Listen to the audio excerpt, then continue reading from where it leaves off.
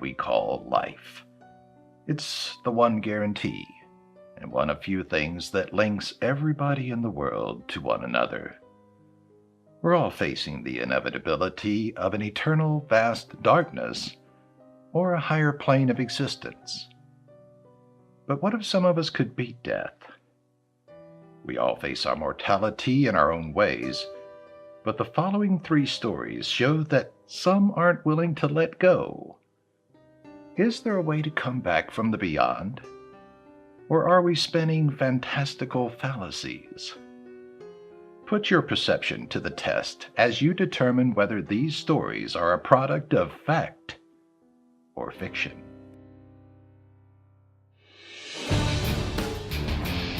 The line that divides the factual from the unreal has long since blurred. The tales we once thought fantastical, now implanted as true. To decipher verity from the imagined, you must break from the ordinary and consider a universe where the outlandish prevails.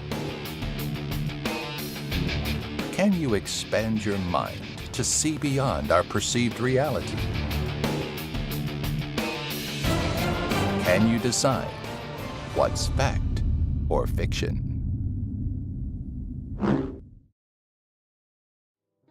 Whether we want it to or not, death is coming for us all, and sometimes it even has an eye out for those newly introduced to the world.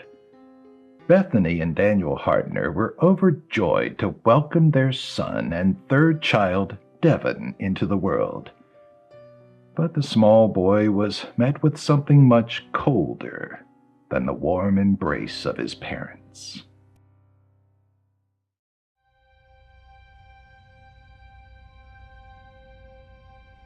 It wasn't what he expected his wife, Bethany, to surprise him with on a random Monday evening after work.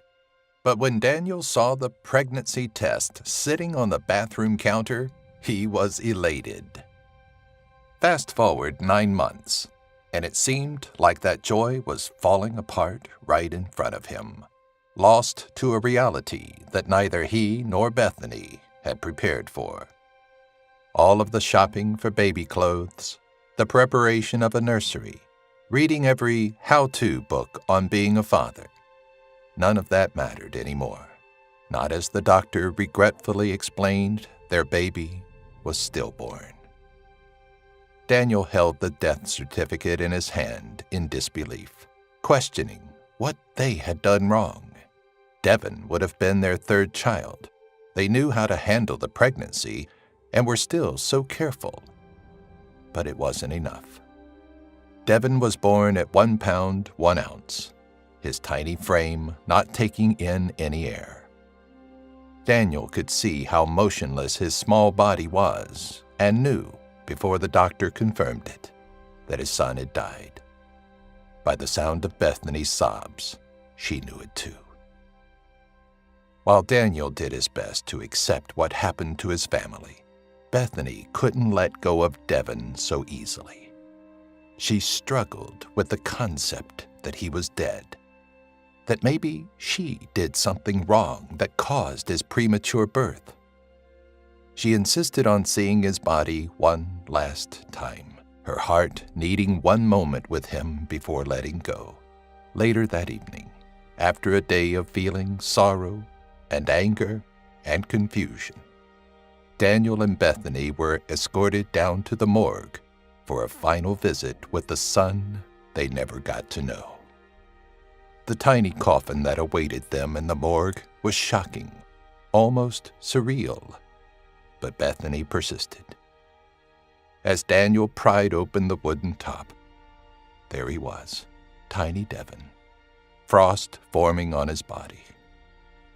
Bethany reached in to touch her baby one last time, and as her finger brushed his small cheek, she was met not just with the shock of how cold he felt, but also a small whimper.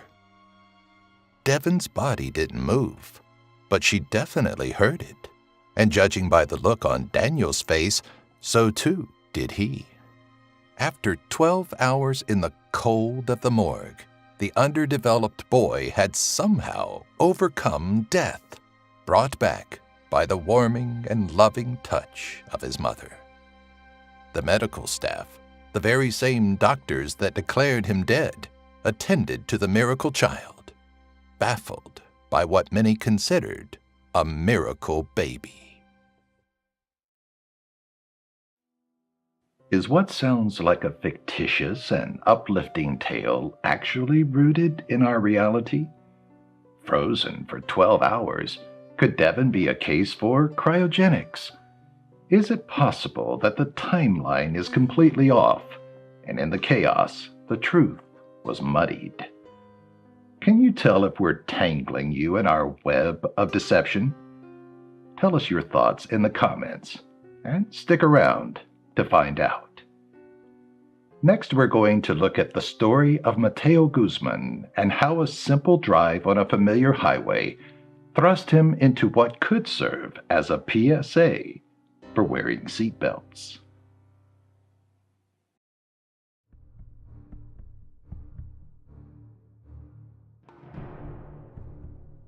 Be careful. I hate when you're on the road so late. It was the last thing Carla Guzman said to her husband before receiving the phone call that all wives dread. It was a deadly crash, a freak highway accident that demolished her husband's car.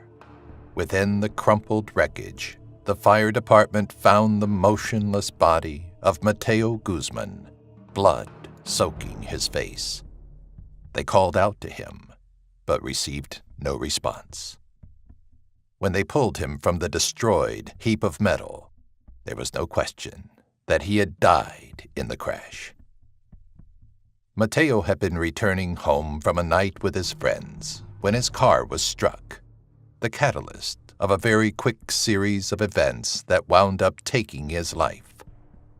When Carla received the phone call, she was left in shock, but still bore the responsibility of ensuring the body pulled from the wreckage did belong to her husband. Through tears, disbelief, and grief, she made her way to the hospital, expecting and fearing the absolute worst. As she made the drive, Mateo was being placed on the morgue table and prepared for the autopsy. A large gash on his face was the site of much of his blood loss and needed stitching, especially if his wife was going to be seeing his body.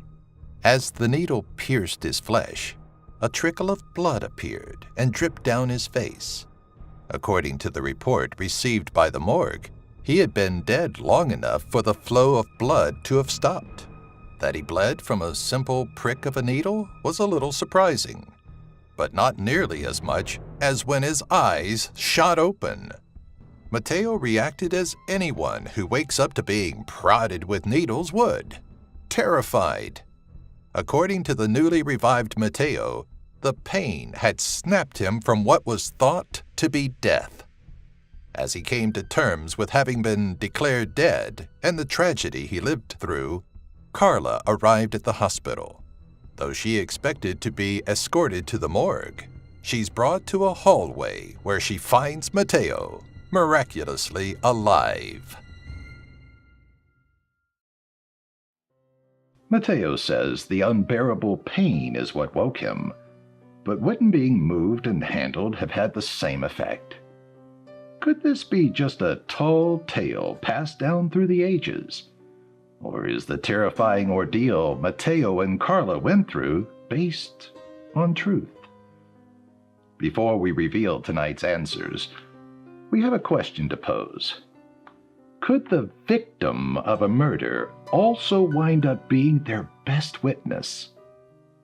While you consider an answer, hear the tale of Jennifer Allenbrook, who may leave you thinking differently.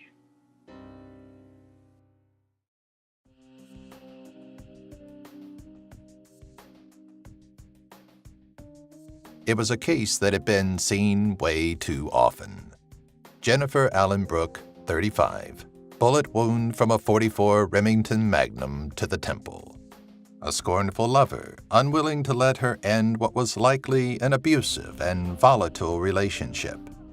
Anyone could visualize their final moments together.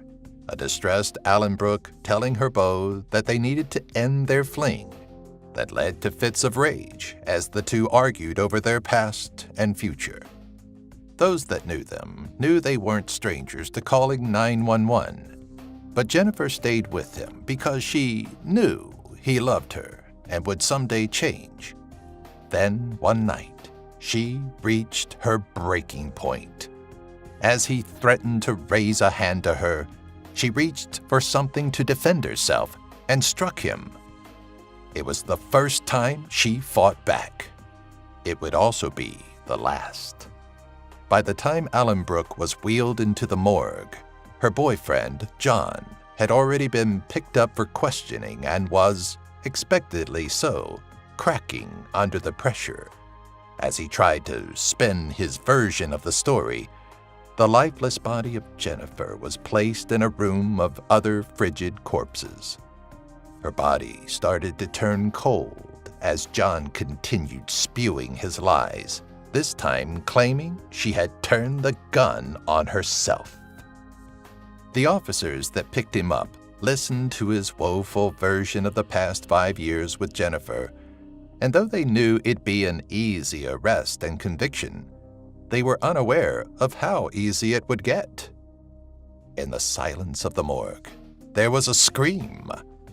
Jerry, who had worked in the sublevel for years, recalled it as the most frightening sound he had ever heard and feared it was a cry for help from another dimension. When the coughing and soft sobs followed, his curiosity and concern trumped his fear. "He shot me," a hoarse female voice choked through coughs.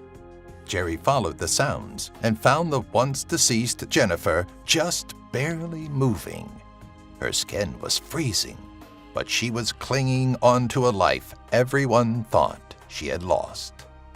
As confused as the medical staff was, it was difficult not to feel elation over the following days as Jennifer very slowly recovered. That she survived the gunshot wasn't an impossibility, especially as the bullet hadn't hit her brain. But how she had come back from death became a hot topic within the hospital, though many claimed she was simply misdiagnosed as deceased. Those that had attended to her stood their ground, even as they fell under heavy scrutiny.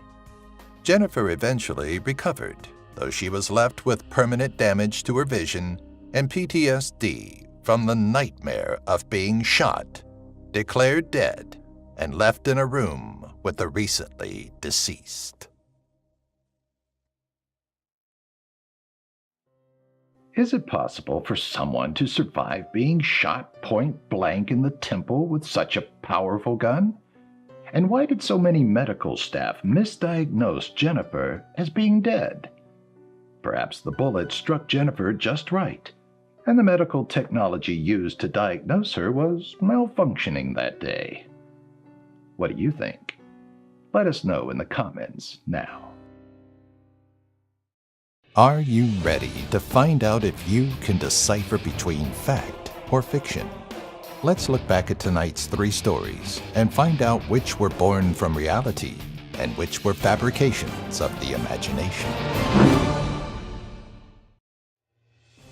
Let's recall the story of baby Devon, a premature baby born at 1 pound 1 ounce. Did his parents really open a small coffin to find him cold but breathing after being declared dead 12 hours earlier? If you think this is nonsense, then let us introduce you to Analia Buhay and Fabian Veron, the parents of the real-life story of Los Milagros. After being born more than 10 weeks premature, Luz was declared dead within 20 minutes of birth. It's also true that Analia wanted to see her daughter one last time, leading to their miraculous discovery. Sadly, however, little Luz passed away over a year later.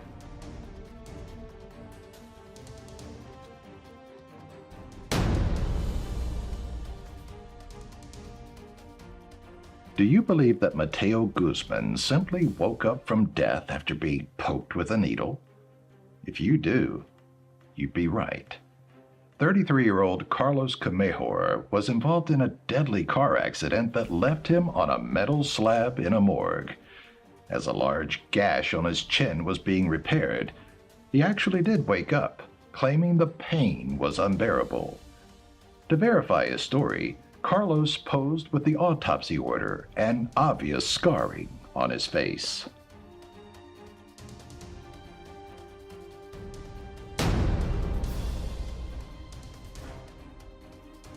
Finally, we have Jennifer Allenbrook and her brush with death after being shot in the temple. Was this one of our tall tales? Or was Jennifer based on a real person? If you're itching to hear the backstory on this one, well, we're sorry. There isn't one. Allenbrook and the bullet to her temple are creations of our own very vivid imaginations.